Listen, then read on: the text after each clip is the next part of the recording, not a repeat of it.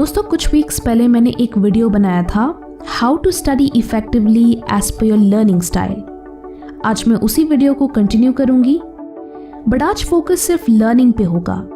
यानी आज हम जानेंगे what is the right way to learn, कैसे किसी नए चैप्टर या नई बुक को पढ़ना है, अंडरस्टैंड करना है एंड रिवाइज करना है। How to learn new content for the first time. Again मैं इन वीडियोस को छोटा रखूंगी सो दैट मैं इंडिविजुअल पॉइंट्स को डिटेल में एक्सप्लेन कर सकूं एंड सारे पॉइंट्स रश ना हो। So let's start with the points. I am sure आप में से कई लोग हैं जो हर चैप्टर को फर्स्ट रीडिंग में ही याद करना शुरू कर देते हैं। इससे क्या होता है कि आपको हर एक लाइन इंपॉर्टेंट लगती है एंड आप लाइन बाय लाइन सब कुछ याद करने लगते हैं। If you notice then often times इसका नतीजा ये होता है कि आप उस बुक का 30 to 40% ही अच्छे से याद कर पाते हैं एंड बाकी का पूरा पोर्शन छूट जाता है। So what you have done is कि सब कुछ पढ़ने के चक्कर में आपने वही नहीं पढ़ा जो टेस्टेबल है, जो इम्पोर्टेंट है। सो पहले इम्पोर्टेंट पोर्शन से शुरू करो। आप पूरे चैप्टर को समझने के लिए उसे एक बार रीड कर सकते हैं, बट जब बात आती है याद करने की तो पहले उन चीजों को याद करो जो टेस्टेबल है। हर चैप्टर की प्रीवियस ईयर क्वेश्चंस देखो एंड सबसे पहले उन आंसर्स को याद करो। टीचर ने जो चीजें इंपॉर्टेंट मार्क की है एंड आपको जो चीजें इंपॉर्टेंट लगे उन्हें याद करो। आई नो हर सब्जेक्ट के साथ शायद ये पॉसिबल ना हो। कुछ सब्जेक्ट्स में आपको एक एक चीज समझनी पड़ती है एंड तभी आप आगे बढ़ पाते हो, but those are just 2 or 3 subjects, बाकी सब थ्योरेटिकली होते हैं। So you can try this method accordingly. This will help you in 2 ways. Firstly, सिर्फ important चीज़ें पढ़ने से आप वो बुक जल्दी ख़त्म करोगे। Secondly, जब आप mock test paper solve करोगे then you will realize कि आप majority questions solve कर पा रहे हो and that will ultimately boost your confidence. So be smart and पहले वो याद करो जो exam point of view से important है।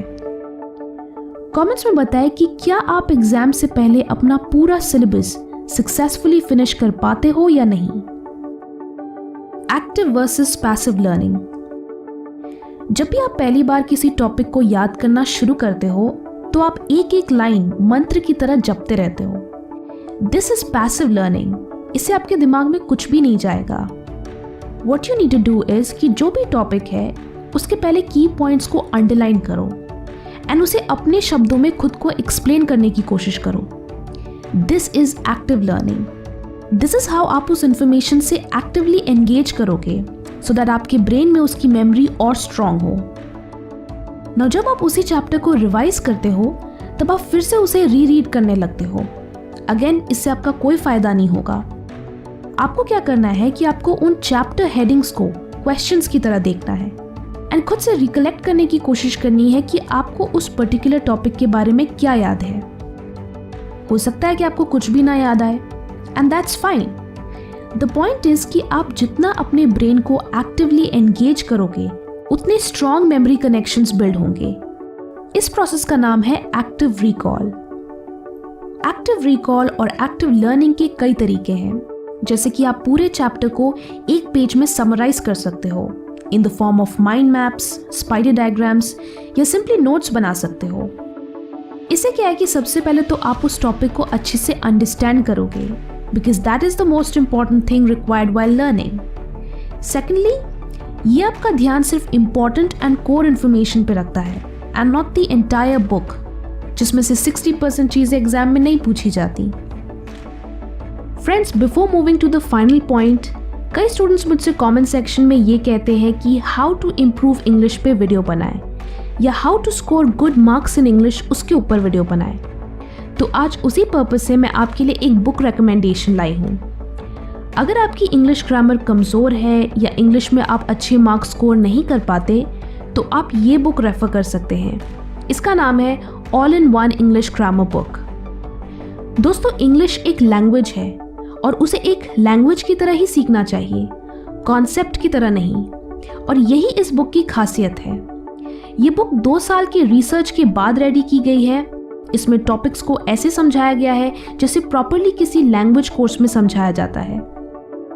हिंदी मीडियम स्टूडेंट्स के लिए भी ये बुक काफ़ी हेल्पफुल होगी क्योंकि इसमें सभी चीज़ें हिंदी और इंग्लिश दोनों लैंग्वेजेस में अच्छे से समझाई गई हैं। इनफैक्ट इसके सहारे आप कई स्टेट गवर्नमेंट एग्जाम्स जैसे एसएससी, पुलिस या even NDA and Indian navy के एग्जाम्स की भी तैयारी कर सकते हैं। ये 2021 बोर्ड एग्जाम्स के लेटेस्ट पैटर्न को ध्यान में रखते हुए हर पॉसिबल क्वेश्चन टाइप को कवर करता है उनके आंसर्स के साथ। तो अगर आप मिड टर्म, प्री बोर्ड्स या गवर्नमेंट एग्जाम की तैयारी करना चाहते हैं तो इस बुक से आपकी तैयारी बहुत अच्छी होगी। इस बुक से आपको एक बड़ा एडवांटेज मिलेगा। सो डिस्क्रिप्शन में दिए गए लिंक से इसे परचेज करें और अपनी इंग्लिश ग्रामर इंप्रूव करें। और finally the last point is space repetition. This is something जो मैंने पहले भी कवर किया है, but because this video is all about learning, so मैं चाहूंगी कि सारे पॉइंट्स इस वीडियो में भी मेंशन्ड हो। अक्सर स्टूडेंट्स लर्निंग पे ज्यादा फोकस करते हैं, रिविजन पे नहीं, and this is the major reason क्यों उनकी परफॉर्मेंस एग्जाम में अच्छी नहीं होती। यू थिंक कि रिविजन टाइम कंज्यूमिंग है, बोरिंग है, एंड सो आप रिविजन स्किप कर देते हो एंड एंड मोमेंट तक न्यू इन्फॉर्मेशन याद करते रहते हो। बट विथ टाइम हमारा ब्रेन किसी भी इंफॉर्मेशन को हाई रेट से भूलता है एंड ये साइंटिफिकली प्रूवन है through the forgetting curve. As you can see इस ग्राफ के मुताबिक 1 घंटे के बाद आपको सिर्फ 44% इंफॉर्मेशन याद रहती है एंड 1 महीने बाद 21%। So you can see that with in a span of 1 month आप ऑलमोस्ट 80% इंफॉर्मेशन भूल जाते हो। So you can imagine exam की डेट तक आपको कितनी इंफॉर्मेशन याद रहेगी। बट इस प्रोसेस को स्लो डाउन किया जा सकता है अगर आप उस मटेरियल को कुछ दिनों के इंटरवल्स में रिवाइज करें या एक्टिवली रिकॉल करें। इससे आपको वो इंफॉर्मेशन लंबे समय तक याद रहती है। इसके अलावा स्पेस आउट योर रिविजन्स, यानी आपको अपने रिविजन्स के बीच का गैप धीरे धीरे बढ़ाना है। स्पेस रेपिटेशन का पर्पस ये है कि गैप की वजह से आप उस इंफॉर्मेशन को भूल जाए, जिससे उस डेटा को रिकॉल करने के लिए आपको ज़्यादा से ज़्यादा ब्रेन पावर यूज़ करनी पड़े।